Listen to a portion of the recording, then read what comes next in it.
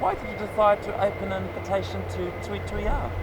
Yeah, the history around that is we had heard a lot about Chris Lohman, and we'd read a lot about Chris Lohman, and then after meeting the man, it was a done deal.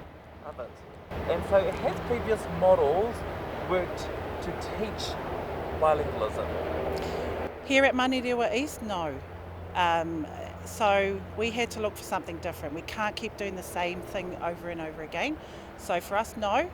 So we're excited about this new model. Can you give me an example of what that looked like previously? Yeah, probably our data wasn't as strong as we'd like it. We had real strong data around attendance, like our Māori tamariki, we had the highest attendance across the school. But our academic side was actually a bit lacking, so we need to do something different. We can't keep doing the same thing. What were they learning previously? We had a bilingual class here, so and they didn't seem to capture that. So there's just something not quite right. And we believe that with Chris Lohman's expertise and his experience, we think that's the key to unlocking that little bit that was missing because they came to school every day. So, what makes his model different to the one that was previously here? I think he takes it from a different angle. Like he's really quite culturally responsive, really allowing the tamariki to really bring their flavour and their stories. We have a lot of urban Māori here at the moment too, so they've got a story too. And also the traditional side as well. It's been really just bringing them together. I think it's been great. Were they just learning like a basic kia ora, ka kite? Is that what bilingualism Yeah, was like under the ministry? What did you for us here at Manurewa, it was teaching them the language in isolation, I felt. But we weren't able to kind of make it more connected to them. So it would be, tahi, one, rua, two, but we can make it more alive for our tamariki. And we believe in the work and the conversation and the kōrero we've had with Chris Lohman, we can see it.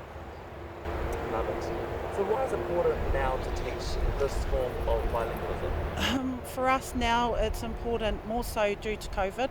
Our results, ain't as strong as we'd like it to be, and with that gap that we already had pre-COVID, and now not being able to be connected as much with our tamariki, we have to do it now. Fantastic. And would you like to share any advice to other kura seeking the same help in terms of and direction?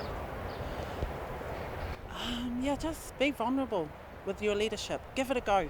If it's not working, don't keep doing the same thing. Look at other models that are working.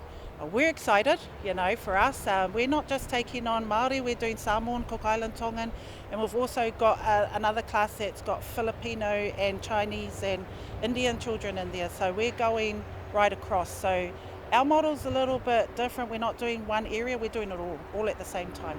Interesting. Why do you say vulnerable? I think we ask children to be vulnerable when they're learning, but we don't do it ourselves sometimes. So be courageous, be vulnerable, and give it a go. Yeah.